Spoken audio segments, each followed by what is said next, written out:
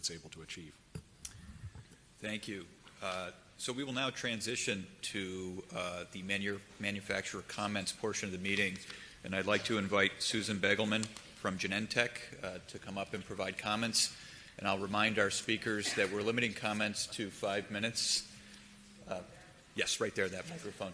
We're limiting comments to 5 minutes, and Celia Siegel will be keeping time. And at 5 minutes, we'd like to ask you to conclude your comments.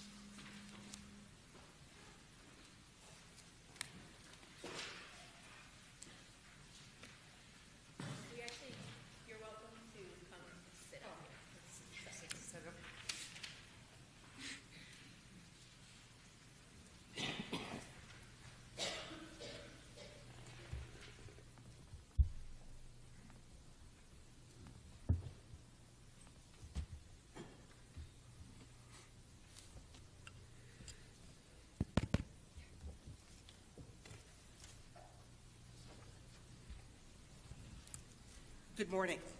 My name is Susan Begelman, and I'm the Vice President of the Rare Disease and Neuroscience Medical Unit in U.S. Medical Affairs at Genentech. I spent 10 years in clinical practice with a specialty in vascular medicine, and now over a decade in drug development and medical affairs in the biopharmaceutical industry. Emicizumab is a transformative, highly efficacious therapy that significantly improves the quality of life for people with hemophilia A who have inhibitors to factor VIII. Genentech agrees with ICER's overall conclusion that emicizumab is more effective and less costly when compared to prophylactic and on-demand treatment with bypassing agents. Emicizumab is an important advancement for people with inhibitors who have struggled to manage their bleeding disorder. People living with hemophilia A with inhibitors continue to bleed. In the non-interventional study, individuals receiving on-demand and prophylactic treatment experienced an average of 30 bleeds a year.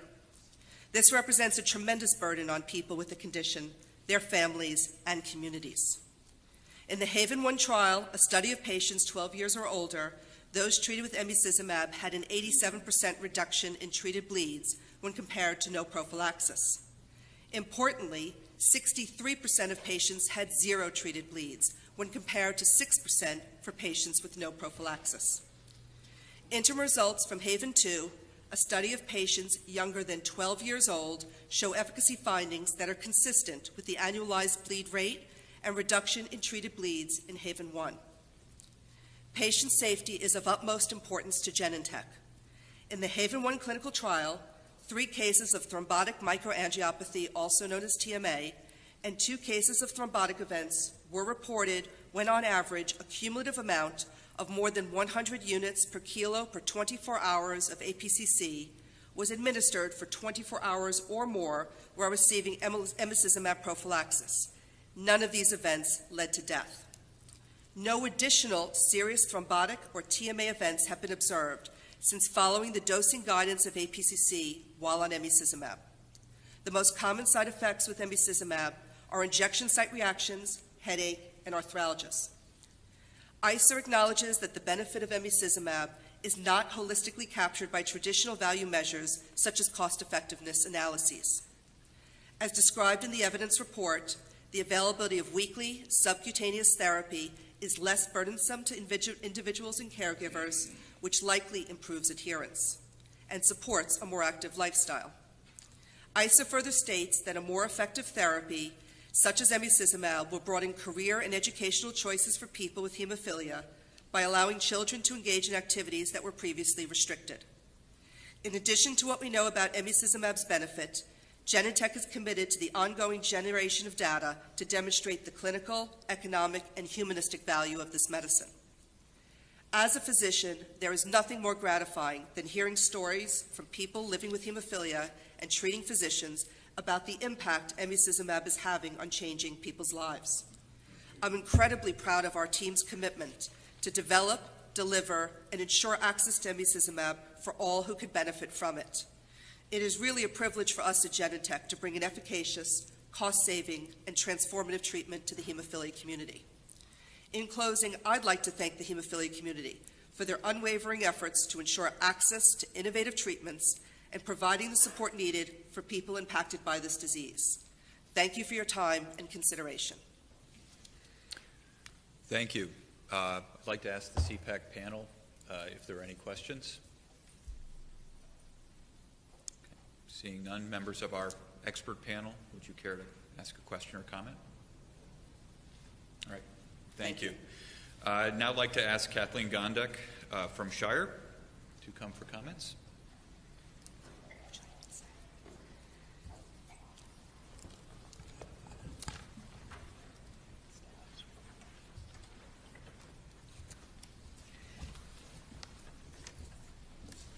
Shire would like to thank you all for the invitation and the opportunity to provide comments.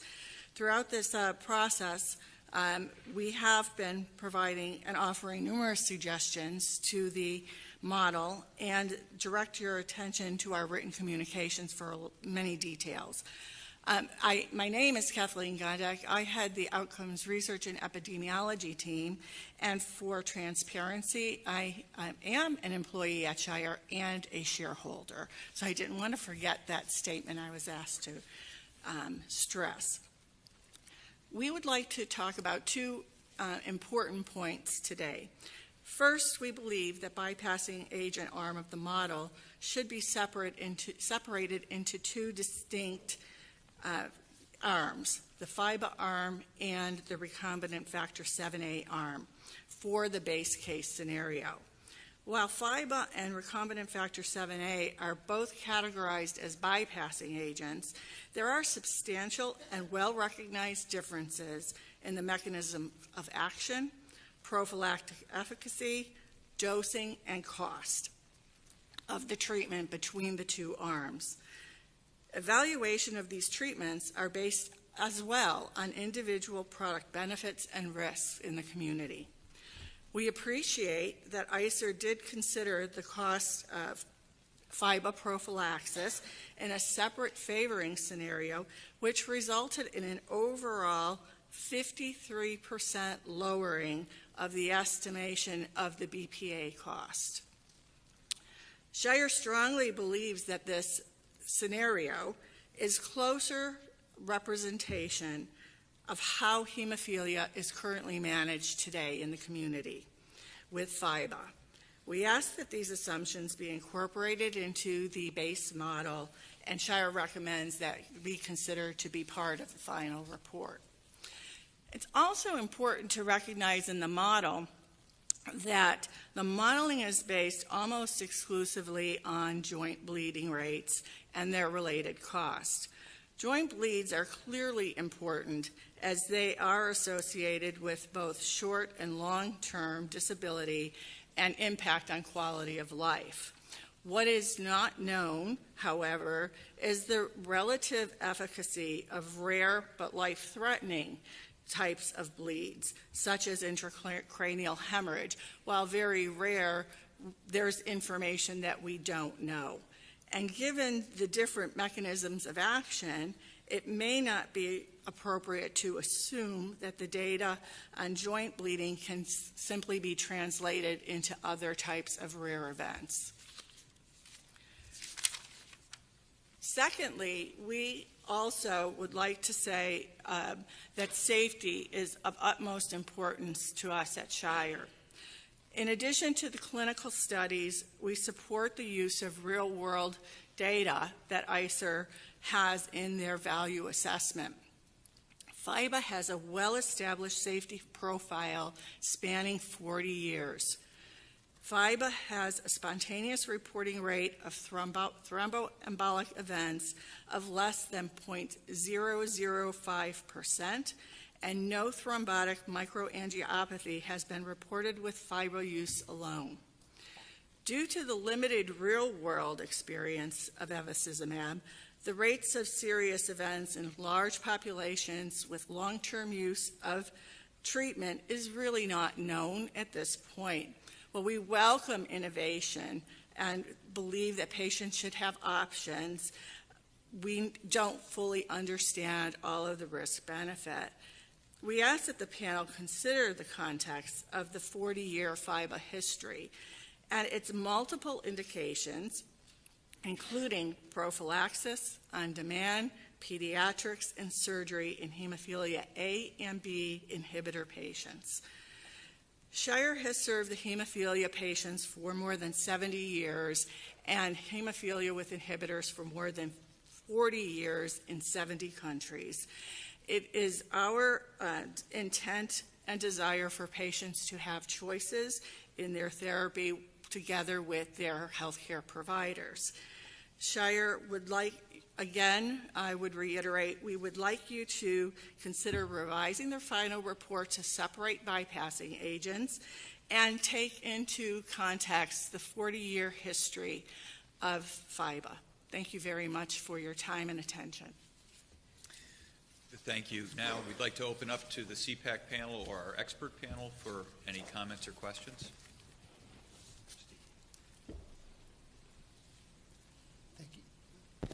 Thank you for your comments. I don't have a light on this, so it's hard to tell when I'm on. Okay, It's great. sound activated. So we've spent a lot of time this morning thinking about the comparative value of the products. Yep. What might you say to help us understand the pricing in and of itself and the sustained high pricing over, as you say, 40 years of production of the product? Well, you know, they say the manufacturing of this product is complex. It requires plasma collections. It's a very, very complicated process.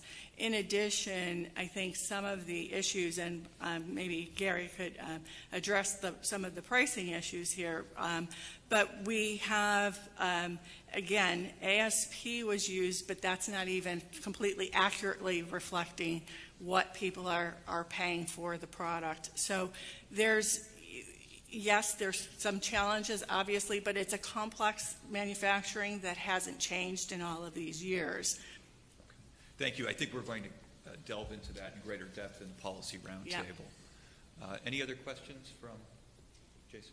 Yeah, I just wanted to explore, thank you both for your comments, and I just motivated by the comments and discussion, I just had a thought that in my clinical practice, which involves giving antiplatelets and anticoagulants to patients with intact clotting cascades, we generally think of the likelihood of smaller bleeds and larger bleeds to be relatively similar, which is to say that if a patient's having really small bleeds while shaving, that they're more likely to have a severe intracranial hemorrhage that would be fatal. So I guess the issue has been raised here that there may be heterogeneity not accounted for the model. I guess my question is for the expert panel. Is there clinical reason to believe that there may be we see data on different rates of bleeds, but that there may be differences between these agents in terms of the type of bleed caused by or not prevented by these different agents? Okay. I would have to say some of the patients, the burden of the disease is so great that one drug is not enough. In other words, while it would be very interesting to look at each singly, I think the model as it stands is really justified. Many patients use these drugs alternating. We've written a paper about how much more effective doing that sort of approach is. So I can't say there are any indicators that one type of patient is worse than another. They certainly are clinically different, and when they have more bleeding, one has to treat them more frequently with great care to avoid any complications, including combining drugs. I see. Thank you. I do think there's a couple sort of known unknowns. So certainly as HIV and Hep C have worked their way out of the system, intracranial hemorrhage is showing up as the leading cause of death in people with hemophilia, regardless of whether you have an inhibitor or not, just the simple injury of falling, either as young kids or as adults that lose mobility and stability.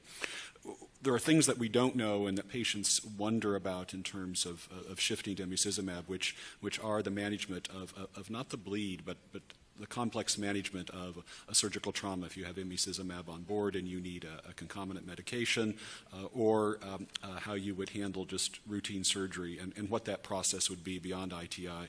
So there are things that I think we will learn. There are surgery studies ongoing, but there are questions about how they would be used to manage complex applications. But in terms of bleed resolution or the things that Maggie talked, I don't think that's a topic of discussion.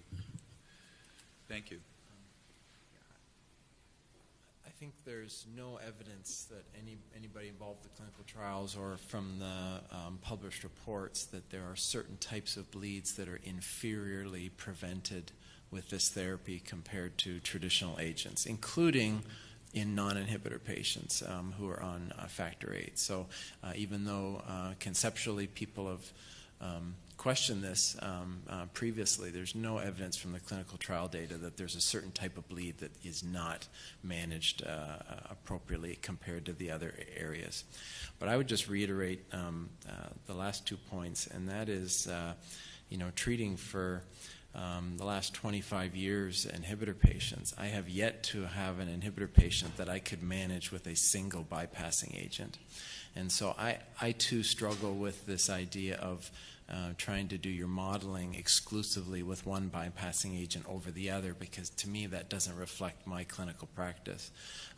We almost always at some time have to use both agents and sometimes concomitantly in the course of a single bleed. And so if the modeling has them combined, I wouldn't disagree with that based on my own clinical practice. Yeah, and I would just add as the parent giving that medication and working with our treatment center, it was like shaking a magic 8 ball. Which one is going to work this time? It really was. You never knew. Thank you. Any of our experts have evidence presenters have a comment?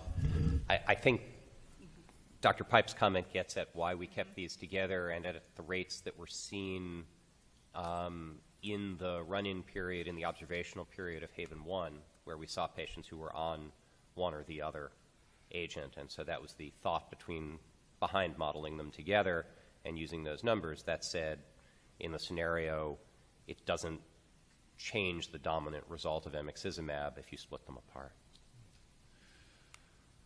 Thank you. We'll now move on to public comments.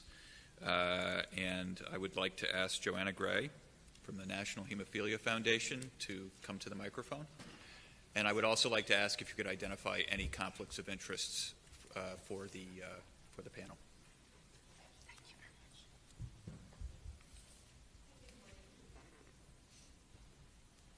Start really slow. Oh, perfect. My name is Joanna Gray, and I'm a federal policy advisor to the National Hemophilia Foundation. Ooh, typo on the slide. National Hemophilia Foundation. NHF's conflicts are listed there. I don't have any personal conflicts of interest, but NHF does receive funding from individuals, philanthropic foundations, drug and biotech manufacturers, including the ones whose products we're discussing today. NHF, the National Hemophilia Foundation, is the nation's leading advocacy organization working to ensure that individuals affected by hemophilia and related bleeding disorders have timely access to high-quality medical care and services, regardless of their financial circumstances or place of residence. I'm happy to be here today. Thank you to ICER for giving NHF the opportunity to comment and for including us in the process over the last several months. You have learned this morning a little bit about hemophilia and inhibitors. Having a bleeding disorder has a significant impact on an affected person and his or her family, affecting their daily lives and decisions related to work, school, play, physical activity, family life, and of course access to insurance and related healthcare costs. Inhibitors have an even more profound impact. This is largely due to the increased risk of short and long-term physical complications, the effects of internal bleeding and pain that result, but the psychosocial effects are also significant. Families and caregivers affected by inhibitors are unable to participate fully in normal day-to-day activities. The requirements of inhibitor treatments that require frequent treatment mean that kids miss many days of school, impeding their academic achievement. Their parents and caregivers miss many days of work. Some have to take leaves of absence or stop working entirely to care for their children. Their families face countless sleepless nights, trips to their hemophilia treatment center, emergency room visits, hospital admissions, and a significant disruption to their normal family life.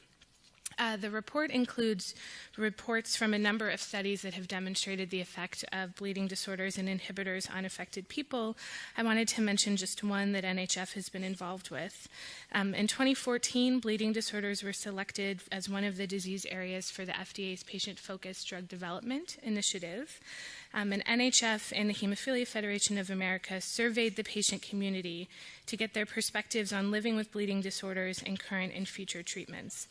A number of respondents indicated concerns about developing or treating inhibitors if they were present, and a desire for treatments that could be administered in ways other than intravenously, as well as treatments that could be taken less frequently. I want to share just one quote from a mom who responded to our survey. She described her 21-year-old son who had had an inhibitor since he was 15 months old. She described at age 12 that the frequency and severity of his bleeds increased significantly. He went from missing 10 days of school per year to having to be home tutored because of so many absences. His hospitalizations went from 6 in the first 12 years of his life to 6 to 8 per year in his teens. Sometimes he would be hospitalized for 2 days, sometimes for 2 weeks. He had 7 joint surgeries in his teen years and now had 4 joints destroyed by bleeding and arthritis. He went from playing baseball and basketball to spending the majority of his teens in a wheelchair. And his medical costs skyrocketed from $500,000 per year to $4 to $5 million. And she concludes by saying, quote, "Those are just the physical and measurable changes. The emotional changes have been just as high." As the panel deliberates on the other benefits and contextual considerations related to ME this afternoon, it is clear to NHF that a number of these questions are relevant to your analysis, including those related to the reduced complexity of ME's administration that could improve patient outcomes and quality of life, the potential effects for ME on family and caregiver burden and the ability to return to work. ME is a novel mechanism of action that may benefit individuals who have been unsuccessful with other treatments. And then finally, that hemophilia with inhibitors are a condition with a particularly significant effect on quality of life with a high lifetime burden of illness. Finally, given the burden of inhibitors on affected individuals, NHF is very pleased that there has been continued investment in additional treatments approved to treat this complicated condition. NHF believes that ME provides a critical new treatment option for individuals with inhibitors, and we know studies and anecdotal reports from community members indicate it has had a significant positive impact on people's lives. But it is NHF's position that ultimately patients, together with their physicians, should decide what treatment options are best for them. Every person's response to a given treatment is different, and a thorough evaluation of risks and benefits and a discussion between a patient and his or her treater is required. Thank you. Thank you. Before you step away, I'll just ask any members of the panel or our clinical or patient experts whether they have questions. That was well done. I paid her to say that. I'm glad you disclosed that. Thank you. All right. Our next commenter, Miriam Goldstein from Hemophilia Federation of America. Thank you very much. My name is Miriam Goldstein. My disclosures are as indicated. I'm an Associate Director of Policy at Hemophilia Federation of America. HFA is a community-based grassroots advocacy organization that assists, educates, and advocates for people with bleeding disorders, and we appreciate the opportunity to comment today. We want to start where NHF left off with a reminder, as we've both said throughout, that neither of our organizations advocates on behalf of any given product or treatment. Instead, we maintain that the selection of therapy has to be left to individual patients working with their doctors. The complexity of hemophilia in general, and hemophilia with inhibitors in particular, the burden of inhibitors and the variations in patient response to treatment, the potential risks entailed in the use of any therapy, especially a novel therapy with a short traffic record, all these demand an individualized and patient-centric approach. The data gathered and summarized by ICER in the report are extensive, so in our comments today, HFA will focus on contextual considerations, drawing on what we've heard from affected community members about the other benefits that they've gained or may look to gain from use of emicizumab. With respect to complexity and patient outcomes, the report recognizes that a more effective and easily administered prophylactic therapy could be life-changing, and our community members absolutely agree. I wish I could share their first-person accounts, but I'll have to summarize. The before stories included, as the report and the discussion so far this morning have said, multiple bleeding episodes per month or week, repeated ER visits and hospitalization, including ICU, lasting injury ranging from target joints to compartment syndrome and more, chronic and acute pain too often leading to opioid dependency, poor management complications, and badly scarred veins leading to extreme measures for venous access. For many of these individuals, the advent of new therapy was transformative. As you've heard, patients report longer periods without bleeds, sometimes no bleeds, dramatic reduction in ER and hospitalization, but also increased physical activity, sometimes leading to welcomed weight loss, reduced use of opioids and other meds.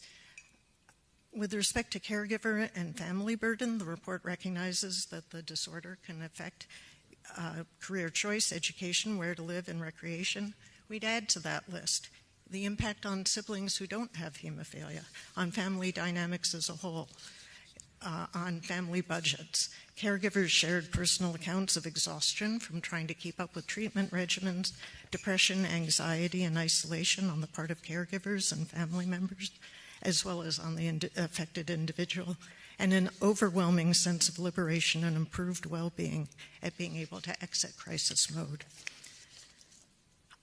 A final note about patient financial burdens. The report notes that patients using emicizumab remain concerned about financial burdens, even though they were regularly hitting out-of-pocket maximums before. Please note, hitting the out-of-pocket maximum every year for life for someone with a chronic condition like hemophilia has enormous financial significance, whether for a family, whether for a young person starting out in their first job after school, or an older individual who might have faced limited career opportunities. The timing, too, of the out-of-pocket cost matters, especially as more plans are front-end loading those costs into the first months of the year. This financial toxicity can impede patient access to treatment, impact adherence, and affect health outcomes and quality of life. HFA urges payers to adopt plan designs that eliminate excessive cost sharing for emicizumab and for other hemophilia treatments. We hope that's provided some perspective on the other benefits and contextual considerations at issue. HFA has heard from community members who've realized transformative health and life improvements through their experience with emicizumab.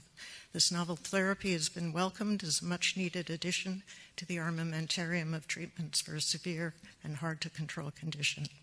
But we also urge the panel and those who look to ICER for guidance to recognize that the choice of treatment needs to be individualized and patient-centric. The full range of products has to be available, and the choice has to be left to the patient working with his or her doctor, taking into account individual goals, physiology, personal risk-benefit assessment, and more. And that full range of treatments needs to be available to patients on terms they can afford. Thank you again for the opportunity to participate in today's discussion. Thank you. Again, any questions or comments from the CPAC panel, our expert panel, or ICER research staff? Chris. Thank you for that, to both of you. Very important overview, and it makes things very personal. Just a question on the out-of-pocket expenditures that seem to come at the beginning of the year in terms of reaching that maximum. Can you give us a ballpark of what that would be? Or a range? We hit our out-of-pocket maximum on January 2nd of every year. Easily. Yeah, and I don't have an inhibitor, but I did this exact same calculation. I calculated the hours, and it was somewhere mid-afternoon on the 2nd of January. Jason. Thank you. I'm exceptionally, I know I can speak on behalf of my colleagues in saying I'm exceptionally grateful for this information and for you coming here. I think it's really helpful for us to understand the experience of patients and their families. So we're really exceptionally grateful for all of this. I was just motivated in some sense by hearing about the experience and also seeing someone who's multiple members of a family, it's a genetic disorder. How is the diagnosis these days made? I'm a little embarrassed to admit my lack of knowledge as a clinician here, but my understanding in Massachusetts is on the newborn screen because it's a screening for is that, I'd just like to know if there's heterogeneity in different states about how the diagnosis is made. Is it made by clinical bleeding and then? I can share my own personal experience, which is that I, like about 40% of our community, did not have a prior family history. So it was a surprise when my first son, who was diagnosed after his circumcision. That does not always happen. I then did some genetic testing, and so I knew my odds when I had my second son, that I had a 50-50 chance, and so he was diagnosed in the hospital. So it involves, just as you're saying, both presenting with a very bad bleed, including an intracranial hemorrhage at birth, Wow. and not knowing that until then, and then doing the testing. It is not a required testing, and even among families that know the disease is there or someone is affected, there's often testing of the mom while she's pregnant, so her levels are high, and she is told she's not a carrier, and then she has a bleeding infant. There's a lot of misconception, a difficult issue. So it's not always just your family has it, so 60% of the population is saved. This is not the case. Wow. Wow. Thank you. All right, I think we're ready to proceed with lunch, and I'll turn it over to Celia Siegel for logistics. Reconvene at 1 p.m. for our panel to deliberate and vote. We will invite our four experts here to reconvene at the front here, as well as our experts from ICER. And everyone should have some lunch options on their sheet, and there's lots of places around here, and we'll come back here at 1 for the votes.